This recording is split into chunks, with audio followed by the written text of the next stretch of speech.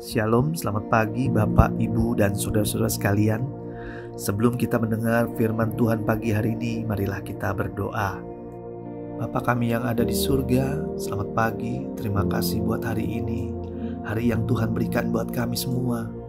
Pagi ini kami menyiapkan hati pikiran kami untuk mendengar dan merenungkan kembali firman Tuhan.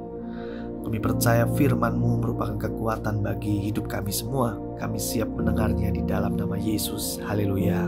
Amin. Tema renungan kita hari ini, taat pada perintah. Diambil dari 1 Raja-Raja 17 ayat 1-6. Beginilah firman Tuhan. Lalu berkatalah Elia, orang Tisbe dari Tisbe Gilead kepada Ahab, "Demi Tuhan yang hidup, Allah Israel yang kulayani, sesungguhnya tidak akan ada embun dan hujan pada tahun-tahun ini, kecuali kalau kukatakan." Kemudian datanglah firman Tuhan kepadanya, "Pergilah dari sini, berjalanlah ke timur, dan bersembunyilah di tepi sungai Kerit di sebelah timur sungai Yordan. Engkau dapat minum dari sungai itu, dan burung-burung gagak telah kuperintahkan untuk memberi makan engkau di sana." Lalu ia pergi dan ia melakukan seperti firman Tuhan.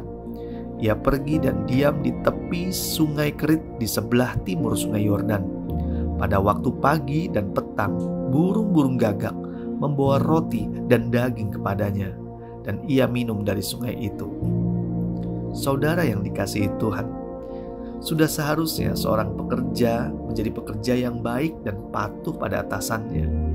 Karena kelangsungan organisasi atau unit usaha berdiri di atas ketaatan bawahan kepada atasan, dan adanya kerjasama, saling menghormati, serta saling menghargai di antara keduanya, sehingga segala urusan akan berjalan dengan baik dan lancar.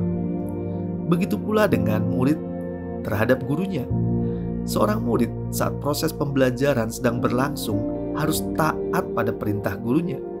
Ia wajib mentaati atau mematuhi gurunya untuk menjaga aturan dan tata tertib yang telah dibuat, agar ada ketertiban, ketenangan, dan kelancaran proses belajar mengajar bisa berjalan dengan baik dan juga lancar. Ketidaktaatan menghasilkan hukuman atau pendisiplinan. Selama masa SMA, saya cukup kenyang merasakan hukuman demi hukuman, dikarenakan saya sering melanggar aturan yang dibuat. Hukuman itu masih saya ingat sampai sekarang.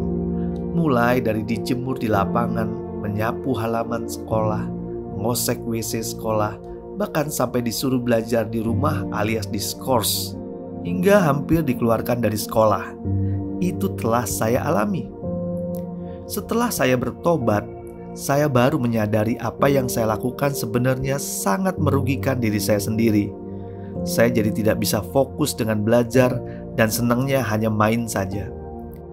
Otomatis saya tidak punya prestasi yang membanggakan buat membalas kebaikan orang tua saya yang telah bersusah payah membiayai sekolah saya. Penyesalan selalu datang terlambat. Menyesal telah melanggar perintah guru dan perintah orang tua saya sebagai wakil Tuhan yang ada dalam hidup saya. Saudara yang dikasihi Tuhan, hari ini kita juga belajar dari Nabi Elia yang tercatat begitu taat terhadap perintah Tuhan. Ketaatannya perlu kita teladani. Walaupun ada perintah Tuhan yang dalam pikiran manusia sangat sulit terjadi, tetapi ingat, Tuhan dapat melakukan segala perkara di luar dari segala pikiran kita. Saat disuruh pergi oleh Tuhan, Nabi Elia segera pergi, seperti tercatat di ayat ketiga dan keempat berkata demikian, "Pergilah dari sini, berjalanlah ke timur, dan bersembunyilah di tepi sungai Kerit di sebelah timur sungai Yordan. Engkau dapat minum dari sungai itu, dan burung-burung gagak telah kuperintahkan untuk memberi makan engkau di sana."